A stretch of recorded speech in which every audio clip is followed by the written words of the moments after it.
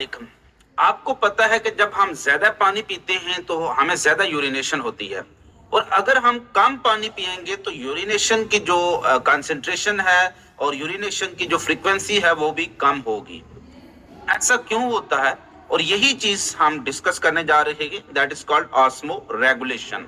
कि हम अपनी बॉडी के अंदर या कोई भी ऑर्गेनिज्म अपनी बॉडी के अंदर ऑस्मो वर्ड किससे रिलेटेड होता है? ज्यादातर इसका ताल्लुक वाटर और इसके अंदर जितने भी डिजॉल्व सॉल्यूट्स होते हैं, जब भी हम अपनी बॉडी के अंदर वाटर और डिजॉल्व सॉल्यूट्स की मिकदार किस इन्वायरमेंट, जिसमें हम मेन इन्वायरमेंट जो डिस्कस करते हैं वो हमारे बॉडी फ्लूइड्स और इसमें भी ब्लड की बात कर रहे होते हैं, तो अगर हम अपनी जो ब्लड के अंदर वाटर और डिजॉल्व सॉल्यूट्स की तादाद, उनकी मिकदार को क्या रख रहे हैं, रेगुलेट कर रहे हैं, मेंटेन रख रहे हैं, उसको चेंज नहीं आने दे रहे हैं, तो this is referred as osmo regulation.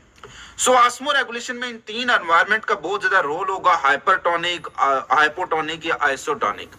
और सारी ऑस्मो रेगुलेशन इन तीन कंसेप्ट के इर्द गिर्द जो होती है वो बेस करेगी। सबसे पहले तो मैं डिस्कस कर दूं कि आपको इस मेन एसएलओ ऑस्मो रेगुलेशन की जो सब एसएलओ कौन कौन से हैं जो आज के इस एक्सरसाइज में हम डिस्कस करने जा रहे हैं। SLO to be discussed, student will learn about difference between osmo conformer and osmo regulator.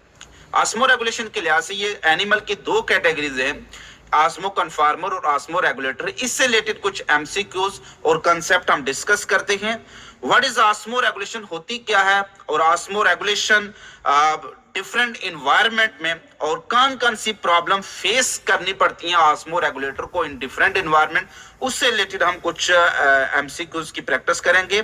और फिर हम डिस्कस करेंगे कि different method of osmo regulation fresh water में कैसे होती है, मैरीन वाटर में और टेरेस्ट्रियल एनवायरनमेंट में। इससे रिलेटेड कुछ कंसेप्ट मैं आपके साथ शेयर करने जा रहा हूं। सबसे पहले जो कंसेप्ट आपके सामने शेयर हो रहा है वो है ऑस्मो रेगुलेशन से रिलेटेड। ऑस्मो रेगुलेशन की जो दो कैटेगरी है एनिमल की, कुछ एनिमल ऐसे हैं जो एक्टिवली अपनी बॉडी के अंदर वाटर और साल्ट का जो भी लेवल है उसको मेंटेन रखते हैं, यानी एनर्जी खर्च करके भी actively maintain their water and salt concentration inside their body fluid regardless of the environment. इस चीज के से कतई नजर के एनवायरनमेंट कैसा है, हाइपरटोनिक है, हाइपोटोनिक है, वो अपने जिस्म के अंदर सॉल्ट का अगर लेवल लो है तो उसको लो ही रखते हैं, और अगर हाई है तो उसको हाई ही रखते हैं। ऐसे ऑर्गेनिज्म या एनिमल्स को हम कह रहे होते हैं, हम इनको कहते हैं ऑस्मो रेगुलेटर, यानी अपने जिस्म के अंदर वाटर और सॉल्ट की कंसंट्रेशन को रेगुलेट करने वाले। एक बड़े बिल्कुल आसान से एक कैटेगरी एनिमल यूज करते हैं, वो कैटेगरी है कि जैसा देश वैसा बेस, जैसा माहौल है हम ऐसे ही बन जाते हैं। अगर माहौल के अंदर, इन्वायरमेंट के अंदर सॉल्ट की कंसंट्रेशन क्या है, 35% है, तो वो भी कोशिश कर रहे हैं कि अपने बॉडी फ्लूइड के अंदर बॉडी की जो सैलिनिटी है, सॉल्ट कंसंट्रेशन है, उसको भी कितना रख लें, 35%, यानी माहौल के मुताबिक कंफॉर्म हो जाए। तो ऐसे एनिमल को हम कहते हैं ऑस्मो कन्फॉर्मर। ऑस्मो कन्फॉर्मर के अंदर वाटर और साल्ट की जो कंसंट्रेशन होगी ना, वो हमेशा अपने एनवायरनमेंट जैसी होगी। लिहाजा आप इस डायग्राम में देख सकते हैं कि एक फिश को शो किया हुआ है, और इस फिश की बॉडी के अंदर जो कंसंट्रेशन शो की गई है, यहाँ पर आप उसकी बॉडी के अंदर आप देख सकते हैं, यहाँ पर जो इसकी बॉडी के अंदर जो कंसंट्रेशन शो की हुई है वो 35% ब्लड सैलिनिटी है, यानी सॉल्ट कंसंट्रेशन कितनी है, 35%, और सी वाटर की सैलिनिटी भी कितनी है, 35%। इट्स मीन कि ये वो एनिमल है जिसने अपने बॉडी के अंदर सॉल्ट कंसंट्रेशन जस्ट लाइक क्या कर ली, अपने एनवायरनमेंट जैसी कर ली। तो जब भी कंसंट्रेशन ऑफ सॉल्ट, जिसको हम कहते हैं टॉनिक वर्ड यहां से यूज होती है टॉनिसिटी से, और वो सिमिलर हो जाए, आइसो हो जाए किससे, एनवायरनमेंट से, तो ऐसे ऑर्गेनिज्म को हम कहते हैं ऑस्मो कन्फॉर्मर, और ये हमेशा अपने बॉडी को क्या रख लेते हैं, आइसोटोनिक रख लेते हैं। वो कहता है given below the diagram of marine fish, ये कोई मैरीन फिश है चूंकि समुद्र में मौजूद है। केयरफुली स्टडी द डायग्राम, इसको आपने बड़े अच्छे तरीके से स्टडी करना है जैसे मैंने आपको एक्सप्लेन किया है। And identify the category of fish with reference to osmo regulation, आपने इसको कैटेगराइज करना है कि ये ऑस्मो कन्फॉर्मर है या ऑस्मो रेगुलेटर है। सो ऑस्मो कन्फॉर्मर है तो हमेशा आइसोटोनिक रहेगी, और ऑस्मो रेगुलेटर है तो ऑस्मो रेगुलेटर या हाइपोटोनिक होगी या हाइपरटोनिक होगी। देखिए अगर ये फिश, इस फिश के अंदर साल्ट कंसेंट्रेशन कितनी होती, 45% होती, यानी सी से ज्यादा होती, सी से ज्यादा होती, तो ये क्या होती, सी के लिहाज से अपने आप को हाइपरटोनिक रखती, और अगर सी लेवल से भी कम होती तो इसको हम क्या कहते हैं, हाइपोटोनिक कहते हैं। सो अगर कोई भी ऑर्गेनिज्म अपने आप को हाइपोटोनिक या हाइपरटोनिक रख रहा है रिगार्डलेस ऑफ इन्वायरमेंट, यानी इन्वायरमेंट जैसा नहीं बना रहा है, ऐसे इन्वायरमेंट को कहते हैं ऑस्मो रेगुलेटर।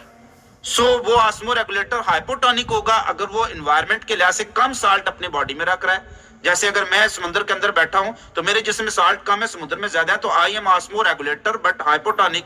लेकिन अगर कुछ फिश हैं जो अपनी बॉडी के अंदर साल्ट समुद्र से भी ज्यादा एक्यूमुलेट कर लेती हैं, समुद्र के पानी के अंदर जो कंसंट्रेशन है उससे भी ज्यादा एक्यूमुलेट करती है, उनको कहते हैं ऑस्मो रेगुलेटर हाइपरटोनिक। सो वो कहता है कि आइडेंटिफाई करें किस कैटेगरी से ताल्लुक रखती है।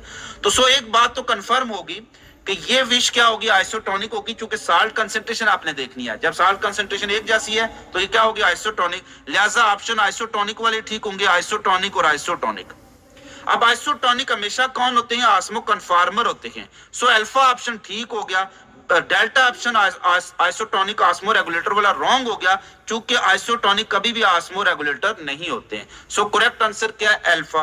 बाकी बीटा और चार्ली तो ऑटोमेटिकली गलत हो जाते हैं, चूंकि वो आइसोटोनिक नहीं है, वो हाइपोटोनिक बता रहा है, और हाइपोटोनिक नहीं है क्योंकि वो सी लेवल के बराबर ही है। Next, which one is true regarding the adaptation of osmoregulatory fish in marine environment? याद रखना मैरीन इन्वायरमेंट में क्या होता है, मैरीन इन्वायरमेंट में हमेशा सॉल्ट क्या होते हैं, हाई होते हैं, और वाटर क्या होता है उसमें लो होता है। मैं वाटर की कहते हैं ना, समुद्र में पानी पानी है लेकिन पानी नहीं है। रीजन क्या है, क्योंकि समुद्र का पानी के अंदर सॉल्ट इतने हैं कि वो किसी काम का नहीं है, ना उससे आप नहा सकते हैं, ना पी सकते हैं, ना कपड़े धो सकते हैं, इंतहाई सैलाइन वाटर है। सो मैरीन इन्वायरमेंट हमेशा क्या होता है, हाइपरटोनिक होता है। और जब भी किसी ऑर्गेनिज्म को अगर वो ऑस्मो रेगुलेटर है और आप इसके अंदर समुद्र के पानी में छोड़ देंगे तो वो क्या करेगा, उसको क्या प्रॉब्लम फेस करनी पड़ेगी। अब समुद्र के पानी के अंदर क्या होगा, सॉल्ट ज्यादा होंगे, वाटर क्या होगा, लो होगा। जनरल रूल ऑफ डिफिजन क्या है कि हमेशा हाई से लो की तरफ मूवमेंट होती है। अब समुद्र के पानी में वाटर कंसेंट्रेशन क्या है, कम है। सो किसी भी एनिमल को जो आप कहां छोड़ेंगे समुद्र के पानी में, उसमें पानी की कंसेंट्रेशन क्या होगी, ज्यादा है। सो उसके जिस्म में से पानी हमेशा लॉस होगा।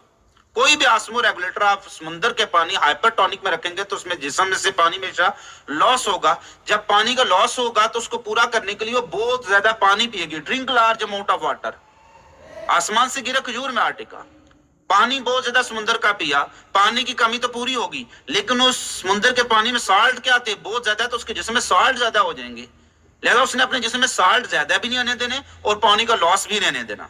पानी के लॉस से बचने के लिए वो क्या करेगा, drink large amount of water, और सॉल्ट के एक्यूमुलेशन, जो सॉल्ट उसकी बॉडी में जमा हो रहे हैं उससे बचने के लिए वो क्या करेगा, एक्टिवली अपने जिस्म से सॉल्ट को भी रिमूव करेगा और साथ ही कंसंट्रेटेड यूरिन बनाएगा। ऐसा यूरिन जिसमें पानी का ज़िया कम से कम हो और सॉल्ट का ज़िया सबसे ज्यादा हो, क्योंकि उसने सॉल्ट को क्या करना है, रिमूव करवाना है, और पानी को क्या करना है, कंजर्व करना है। सो यहां पर हम देखते हैं टेबल उसने दिया है कि विच वन इज ट्रू रिगार्डिंग, इनमें से कौन सी चीज ट्रू होगी, कि वो कितना पानी पिएगा, यूरिन कैसा होगा और साल्ट कैसा होगा, किसके लिहाज से, osmo regulatory fish in marine environment. तो याद रखना कि जब वो कोई भी ऑर्गेनिज्म अगर ऑस्मो रेगुलेटर है और उसको आप किस में छोड़ रहे हैं, मैरीन एनवायरनमेंट में, तो वो पानी क्या करेगा, drink large amount of water. तो ये एक पॉइंट याद रखना। सो वही क्वेश्चन जो ऑप्शन ठीक हो सकते हैं जिसमें पानी क्या होगा, drink large amount of water. अभी तक large amount of water alpha option में है, large amount of water beta में है, और large amount of water delta में है। चार्ली रॉन्ग हो गया, क्योंकि डू नॉट ड्रिंक वाटर ऐसा हो ही नहीं सकता, पानी का लॉस हो रहा है और वो पानी ना पिए। सो अब हम इन तीन में देखते हैं, दूसरा पॉइंट पर चले जाते हैं, यूरिन। सो डाइल्यूट यूरिन का तस्वर ही नहीं कर सकते हम मैरीन एनवायरनमेंट में। क्यों? क्योंकि मैरीन एनवायरनमेंट में पानी का लॉस हो रहा है और साल्ट जमा हो रहे हैं, तो ऐसा यूरिन पैदा करना जिसमें पानी कम से कम हो और साल्ट ज्यादा से ज्यादा हो। हमने ज्यादा साल्ट रिमूव करवाना है, कम से कम पानी को क्या करना, रिमूव करवाना है, यानी पानी को कंजर्व करना है। सो डाइल्यूट यूरिन वाला ऑप्शन तो रॉन्ग हो गया। लिहाजा अल्फा ऑप्शन हमारा ठीक नहीं होगा, चूंकि इसमें यूरिन क्या है, डाइल्यूट यूरिन है।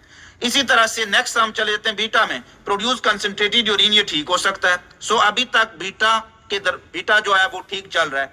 नेक्स्ट जो होता है हमारे पास डेल्टा ऑप्शन था, लार्ज अमाउंट ऑफ वाटर तो प्रोड्यूस कंसंट्रेटेड यूरिन, ये भी ठीक हो सकता है। इट्स मीन कि हमें नेक्स्ट सेगमेंट की तरफ मूव करना पड़ेगा। सॉल्ट, देखिए सॉल्ट वो हमेशा क्या करेगा, एक्टिवली रिमूव करेगा, क्योंकि पहले उसके जिस्म में सॉल्ट क्या हो रहे हैं, एक्सेस में।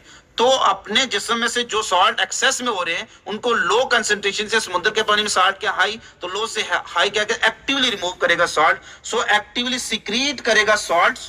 सो डेल्टा ऑप्शन ठीक है। अब बीटा क्यों गलत है, एक्टिवली टेक सॉल्ट ये लेगा ही नहीं। तो इस तरह से आपने इस तरह के क्वेश्चन को सॉल्व करना है, एक एक पॉइंट को लेकर उस पॉइंट को आगे आपने दूसरे पॉइंट में जाना। आप सब पॉइंट को एट अ टाइम आप डिस्कस करेंगे, आपका टाइम वेस्ट होगा। सो नेक्स्ट ये एक और फिश दी हुई है, उसने पहले आपको बता दिया कि ये फ्रेश वाटर में है। फ्रेश वाटर एनवायरनमेंट क्या होता है, हमेशा हाइपोटोनिक होता है। हाइपोटोनिक मीन उसमें वाटर की कंसंट्रेशन हमेशा क्या होगी, हाई होगी, और साल्ट की कंसंट्रेशन हमेशा क्या होगी, लो होगी।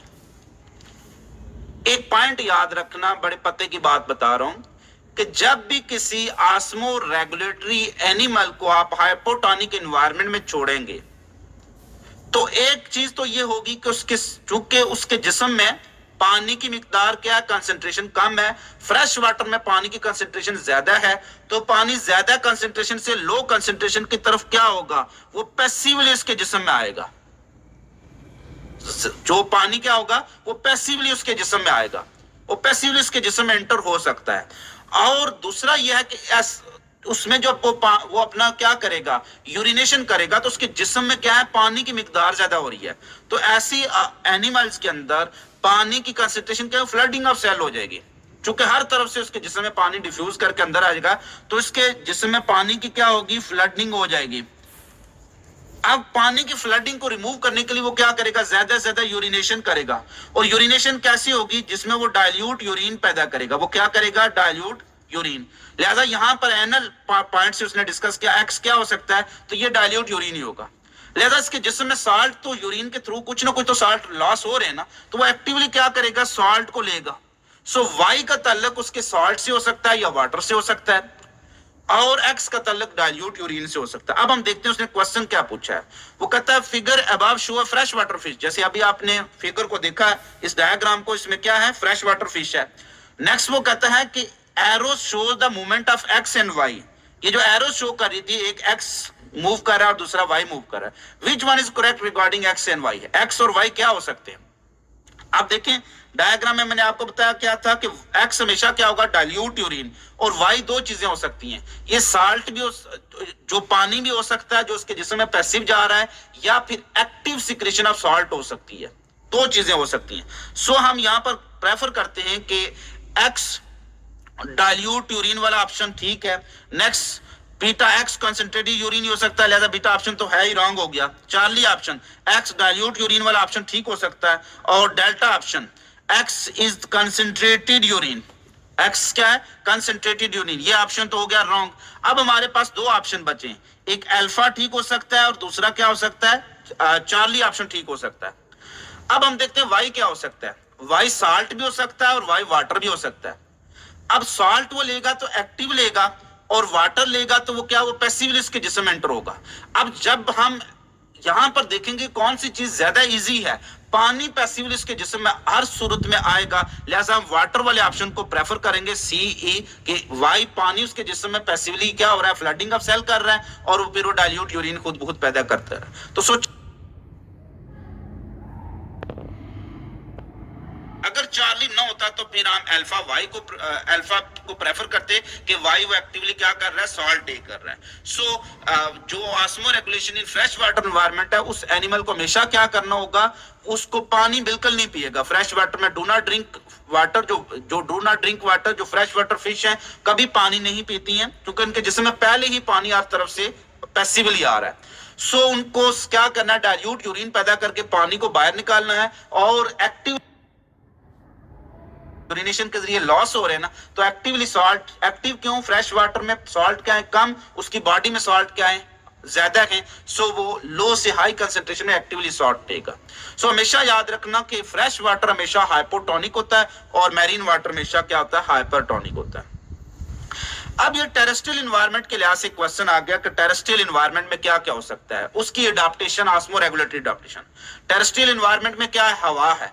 अब पानी का चक्कर ही खत्म हो गया, हवा है, और हवा क्या करती है, जिस्म में से पानी निकाल लेती है, हमारा पसीना आता है। आप गोश्त को खुश्क रख दें, बिल्कुल ऐसे ही गोश्त ओपन रख ले तो फौरन इसमें से पानी निकल जाएगा, तो वो सूख जाएगा। यही रीजन है कि अल्लाह ने हमारे जिस्म के इर्द गिर्द क्या बनाई है, स्किन बनाई है। स्किन पानी के लॉस को बचाती है, और इसमें एक प्रोटीन होती है जिसको हम कहते हैं केराटिन प्रोटीन। ये इनसॉल्युबल इन वाटर होती है और इम्परमिएबल टू वाटर है। सो थिक केराटिनाइज्ड स्किन बनाई गई है, ये करेक्ट ऑप्शन है with reference to osmo regulation in fresh water environment. Salty food, जाहिर है वो क्या करेंगे, फ्रेश वाटर जो टेरेस्ट्रियल इन्वायरमेंट है, टेरेस्ट्रियल खुश्की वाला इन्वायरमेंट है, तो यहाँ पर पानी की तो कमी होती है, हवा ज्यादा होती है। हवा एवापोरेशन करके क्या कर सकती है, एवापोरेशन के जरिए उनके जिस्म में से पानी निकाल सकती है। So dehydration is the major problem in terrestrial environment. So dehydration से बचने के लिए, पानी के लॉस को कम करने के लिए थिक केराटिनाइज्ड स्किन ये ऑप्शन ठीक होगा। यूरिनेशन तो करेगा कोई ना कोई एनिमल, जब वो यूरिनेशन करेगा तो उसके जिस्म में से क्या निकलेगा, सॉल्ट यूरिन के जरिए खारिज हो जाएंगे। तो जब सॉल्ट खारिज होंगे तो सॉल्ट की कमी को पूरा करने के लिए क्या करते हैं, हम हमेशा नमकीन चीजें खाते हैं, नमक हमारी डाइट का हिस्सा होता है। ईट सॉल्टी फूड, ये भी ऑप्शन ठीक है। Next, drink large amount of water. अब drink large amount of water, जाहिर है उनको पानी पीना पड़ेगा। क्यों पानी पीना पड़ेगा, क्योंकि हमेशा डिहाइड्रेशन हो रही है। और ऑलवेज प्रोड्यूस डाइल्यूट यूरिन, हमेशा डाइल्यूट यूरिन पैदा नहीं करते। देखें कि डाइल्यूट यूरिन तब पैदा करेंगे जब सर्दियों में पानी का लॉस एवापोरेशन के जरिए कम हो रहा है, तो वो डाइल्यूट यूरिन सर्दियों में पैदा करेंगे।